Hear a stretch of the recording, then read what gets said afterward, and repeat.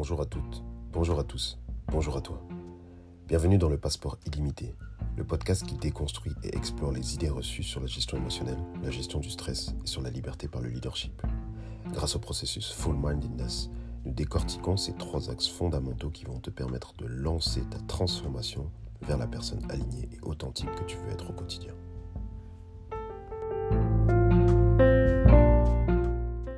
Bienvenue dans l'épisode 35. Aujourd'hui, je te fais cet épisode à la suite d'une petite situation que j'ai eue ce matin. Situation qui est très positive. Je sors d'un mastermind, donc c'est un groupe de réflexion. Et donc c'est un groupe de réflexion avec des entrepreneurs. Et en fait, dans ce mastermind, on a beaucoup discuté de tout ce qui concernait le positionnement de notre offre par rapport à nos clients. Tout ce qui concernait aussi les préoccupations financières qu'on pouvait avoir concernant la vie d'entrepreneur. Et dans cette réflexion, on a parlé du stress.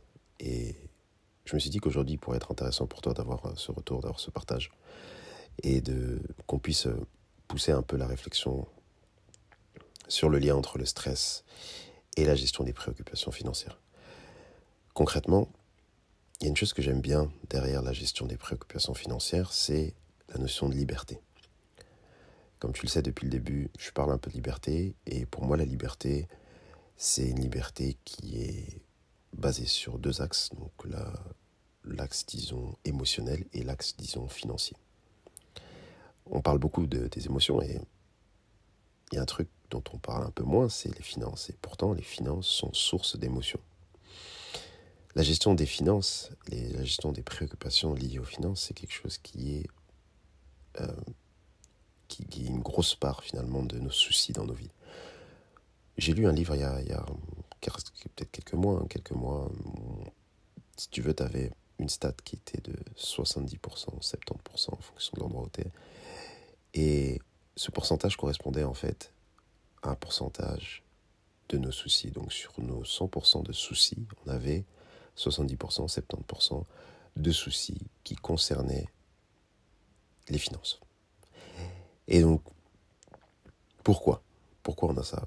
Je pense que les éléments qu'il faut retenir, c'est que on a une notion de la liberté financière qui est totalement relative à chaque personne. Ce qui fait que, en fonction de ta vision, tu vas t'auto-générer du stress, de l'anxiété.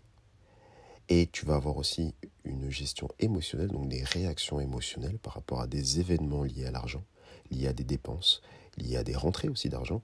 Tu vas avoir une réaction émotionnelle qui sera totalement différente. On n'a pas les mêmes réactions émotionnelles en ce qui concerne l'aspect financier, évidemment, que une autre personne à côté de nous. Donc, tout ça, ça fait totalement attrait à la liberté financière. Et donc, ce qu'il faut comprendre dans la liberté financière, c'est le fait que c'est un processus. Encore une fois, on parle beaucoup de processus dans ce podcast, mais les processus, c'est quelque chose de très important. La liberté financière, c'est un processus d'organisation.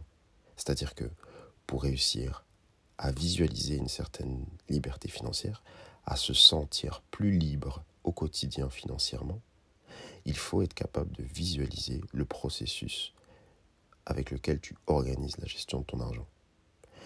L'idée ici n'est absolument pas de faire du conseil financier ou autre, hein, on est bien d'accord.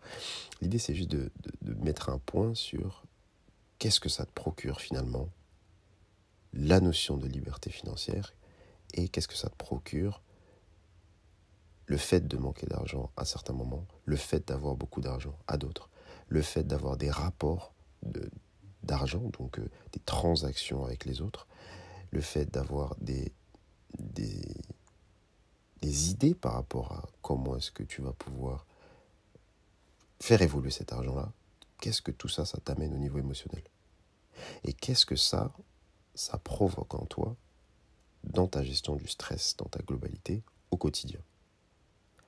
Ça, je trouve que ce sont des questions qui sont très pertinentes et très intéressantes.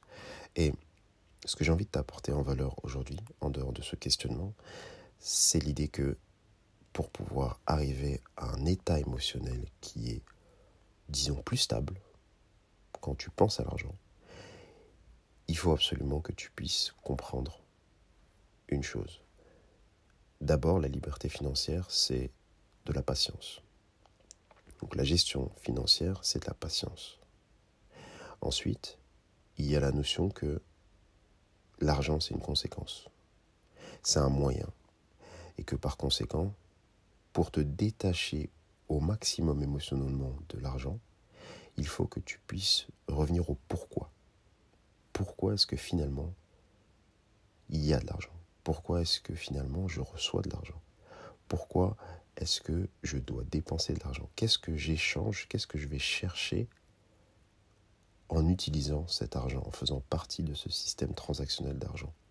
Et donc, si je vais chercher quelque chose derrière ça, avec cet argent-là, qu'est-ce que ça me procure émotionnellement? Et en faisant cette association, ce lien, tu comprends vite que, comme on a déjà fait un lien par rapport à la motivation, par exemple, la motivation et l'émotionnel, c'est un peu la même chose, tu comprends qu'il y a un lien entre l'argent et l'émotionnel. Et que donc ce lien, pour pouvoir l'entretenir de manière saine, il faut que tu puisses à chaque fois te demander pourquoi. Et en te demandant pourquoi, tu vas te rendre compte que ta charge émotionnelle par rapport à l'argent diminue.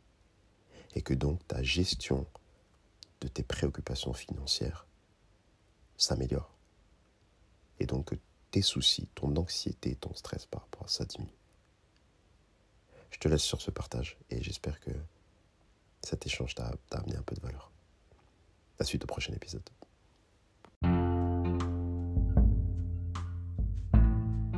Pour nous suivre et ne rien louper de notre actualité et des services additionnels proposés, abonne-toi à @fullmindedness, FULMINDEDNES sur les réseaux sociaux.